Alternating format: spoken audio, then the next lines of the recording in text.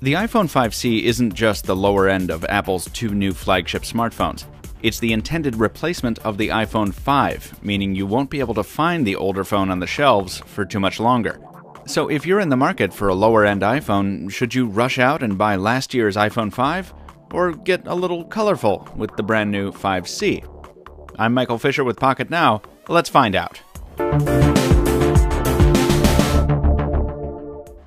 So the party line goes that the new iPhone 5C is nothing more than an iPhone 5 in a colorful new plastic casing.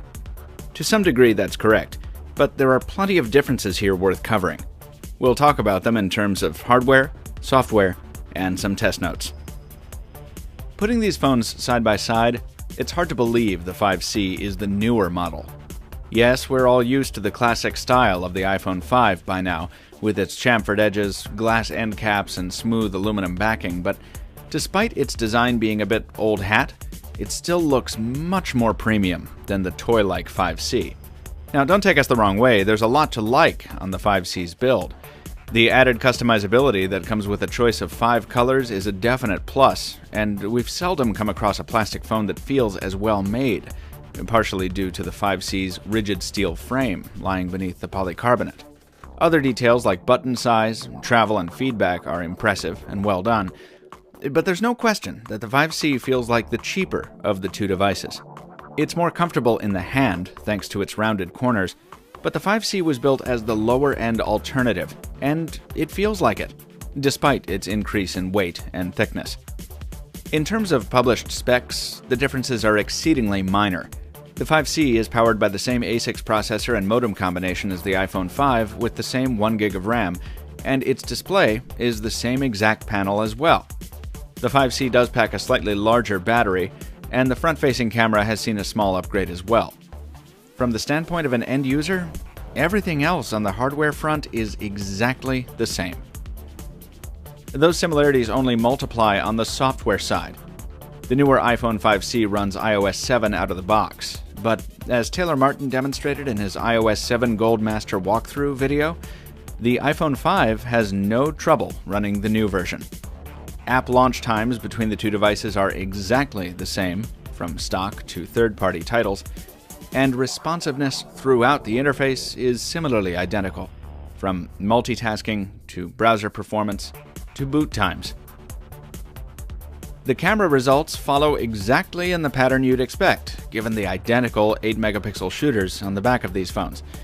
The pictures, shot with iOS 7's new stock viewfinder app, are identical in both HDR and non-HDR shooting modes. Colors are bright and edges are sharp in most well-lit situations, but low light is still a pretty big challenge compared to newer phone cameras with optical image stabilization, something not included on either of these shooters. Nevertheless, photos are fine, and videos come out smooth and well-balanced on each. On the other side, the improvements to the front-facing camera are minor, but they do result in slightly more accurate coloring on the 5C. There's not quite as much parity in voice performance, where the 5C takes a small hit in quality. People we called said we came across slightly muddier on the 5C, without as much of the crisp clearness the 5 delivered, and we experienced the same on our end. The difference isn't major, but it's there.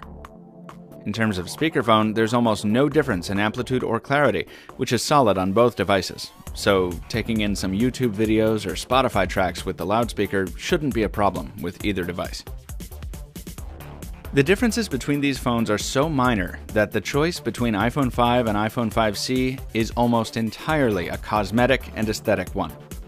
If you want the added customizability of different casing colors, and you don't mind the feel of plastic in the hand, the 5C is a very capable mid-range iPhone. But if you're looking for the same responsive performance with slightly better voice quality and a much more premium build, you'll want to snap up an iPhone 5 while you still can.